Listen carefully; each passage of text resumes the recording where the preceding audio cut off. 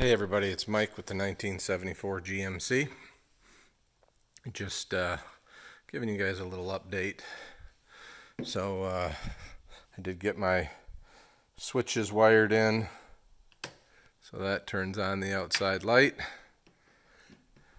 That turns on the living room light. And the next switch turns on the hall lights or off the hall lights. So I got that done. I got my well pump switch and a kitchen outlet there, and should be a ground fault, but there's no room in these narrow boxes or these shallow boxes for a ground fault, so it's just not gonna have it. I think most of the plug-ins at the campgrounds have ground faults, so that should take care of it. There's a wire under there that's not wired in yet. That's for the microwave and the cooktop. And I got the plate on that one. There is a one outlet under the dash. That one's yet to be hooked up because they don't have the wall piece in yet. There's the one in the entryway, I guess. Probably more outlets than I need. More outlets than maybe I have in my house, but there's the one for the fridge down there, and it lines up with the back, so it'll plug right in and slide right in. There's an extra loop of wire for there's going to be one in the bathroom.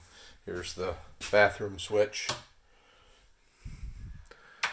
This is for a fan. I don't have a fan in this bathroom yet, but probably going to put one in, so did a double switch there for that. You can see I've got, turn you this way. Well, we'll go this way.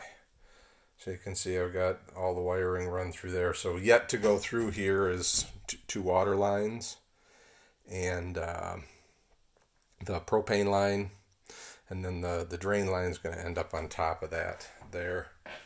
Here in the bedroom, I'll call it a nightstand.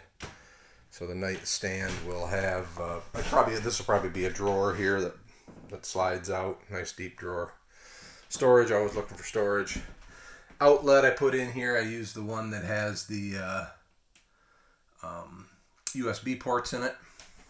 And then here's my three switches. This one turns the hall light on and off.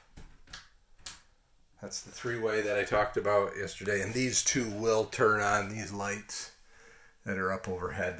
They need to be wired together down below. I didn't leave myself enough wire to come all the way to the switch, so I'm going to have to do a switch leg, which is what I did from there. So, depending on how my wife feels today, we may hang curtains in here.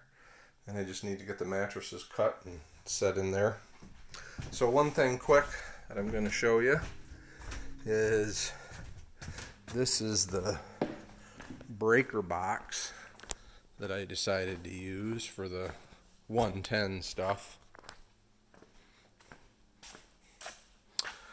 So it's just a nice little compact breaker box.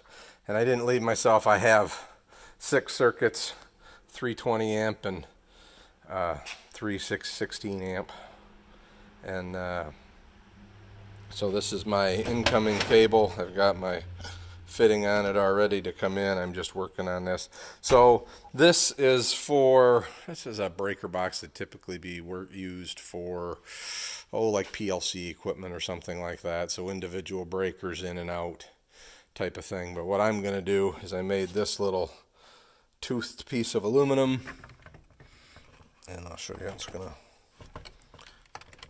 slide in there, and then I'll bring this black wire from this, will come in on one of these and tighten that all down, so that'll feed this whole bank off of that incoming cable.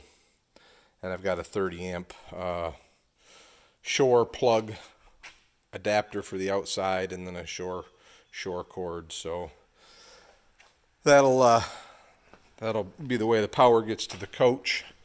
Right now the 12 volt DC stuff is just running on just a little power supply that I got sitting right there for testing purposes. You can see all my wires here are ready to go in. I got my entrance nuts on there, so, and the breaker box is going to go right there on the back side of the wheel well. So I haven't decided whether I'm going to do a little standoff board or not, so that it's not mounted right to the wheel well, or if I was going to mount it to the wheel well, but probably I'll do a little standoff board, just so if a tire explodes or something, it doesn't take out my, although if it takes out that wheel well, I don't know how the hell I'd have to take the coach all back apart again to change it. So one other thing that I was going to mention is one of the viewers did notice that I cheated a little bit here, because I'm gonna use the vent line for my sink drain, and mind you, this is just a small sink for hand washing. You're not gonna be doing much more in that sink than that.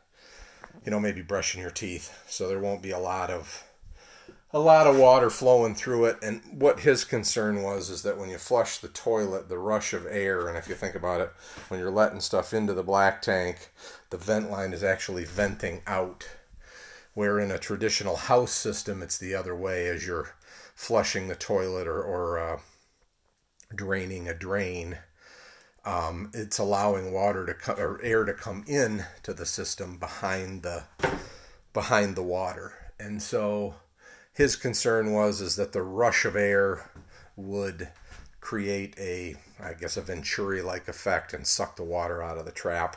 And that is possible. I don't think it's going to happen, but on this side, that's what I decided to do. Now, when I do plumb this side over here, you'll see that I did buy, or I'm going to have 2 tank entrances over here, a vent and the sink drain as well. So I just thought I'd let everybody know that, because he brought it up, and I think it's a valid point.